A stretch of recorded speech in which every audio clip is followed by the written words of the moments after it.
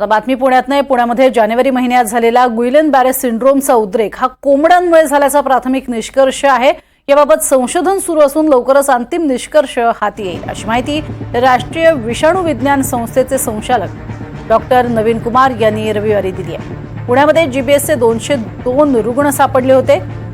धरणाच्या परिसरामध्ये कुक्कुटपालन केंद्र आहे आणि त्यामुळे तिथल्या कोंबड्यांच्या विष्ठेचे नमुने तपासण्यात आले। त्या केंद्रातील 50% नमुन्यांमध्ये हा जीवाणू आढळून आलाय। त्यामुळे जीबीएसचा उद्रेक हा कोंबड्यांमुळे झाल्याचा प्राथमिक अंदाज वर्तवला जातोय। अधिक माहिती घेऊयात, राहुल कुलकर्णी आपल्या सोबत आहेत। राहुल, खरं तर यापूर्वी पाण्यामुळे हा उद्रेक होतोय असं म्हटलं जात होतं, मात्र आता नवीन माहिती समोर येते संशोधनानंतर।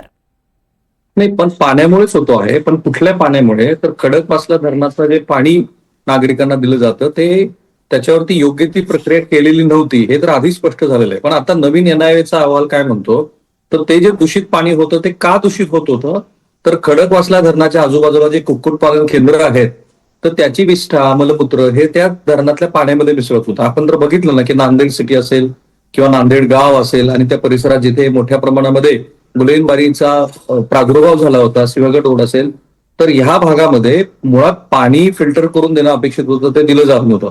पण आत्ताची ही बातमी ही कुक्कुटपालन व्यावसायिकांच्या दृष्टीनं थोडीशी चिंता वाढवणारी आहे, कारण आता लोक त्याला वेगळ्या पद्धतीनं बघतील की नाही कोंबडी खाल्ल्यानंतर असं होतं। तर हे जरा नीट लक्षात घ्यायला हवं की एनआयव्हीने काय केलं, तर 26 वेगळ्या प्रकारची कारणं, ज्याला जीवाणू आपण विषाणू म्हणतो, अशी शोधली की ज्या कारणामुळं गुइलेन-बॅरे सिंड्रोमचा उद्रेक होऊ शकतो।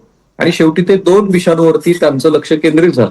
त्यापैकी जो एक विषाणू असा आहे की जो ह्या सगळ्या रुग्णांच्या शरीरामध्ये आढळून आला आणि ज्यामुळे मॉर्टॅलिटी पण वाढली, त्याच्यावरती जेव्हा त्यांनी फोकस केला तेव्हा त्यांनी नळाच्या पाण्यातनं आलेले ह्या भागातले पाण्याचे नमुने पण तपासले आणि त्यांना असं लक्षात आलं की खडकवासला धरणामध्ये की जिथून हे कुक्कुटपालन केंद्रात पाणी येत होतं तिथं असलेले पाण्याचे नमुने, तिथं त्या जीवाणूंचा असणं, उपस्थित असणं आणि नळाच्या पाण्यामध्ये पण उपस्थित असणं हे एक मोठं कारण आहे की ज्या कारणामुळे गुइलेन-बॅरे सिंड्रोम, ज्याच्या 202 रुग्ण आढळून आले, 15-16 जणांचा दुर्दैवाने मृत्यू झाला।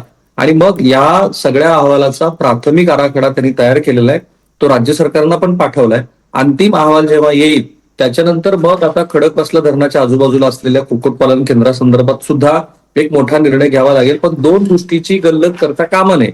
थेटपणे शिजवून जेव्हा हे चिकन किंवा तत्सम पदार्थ नॉनव्हेजचे खाल्ले जातात तेव्हा त्याच्यातला रोगाचा प्रादुर्भाव कमी होतो, हे अजित पवार यांनी पण सांगितलं, तेव्हाही ती चर्चा झाली होती। पण आता अधिकृतपणे एनआयव्हीच्या अहवालामध्ये आलेला आहे की गुइलेन-बॅरे सिंड्रोमचा जो प्रादुर्भाव पुण्यामध्ये झाला त्याचं मुख्य कारण कोंबड्यातनं जे काही विष्ठा आणि मलमूत्र खडकवासला धरणामध्ये येत होतं ते आहे, कोंबड्या नव्हे, ते मलमूत्र आणि त्यातनं जो दूषित पाण्याचा पुरवठा होता तो। नक्कीच, आणि या संदर्भात अधिक सविस्तर माहिती जी आहे किंवा सविस्तर विश्लेषण जे आहे ते अर्थातच समोर येईलच। तुर्तास धन्यवाद या संपूर्ण माहितीसाठी।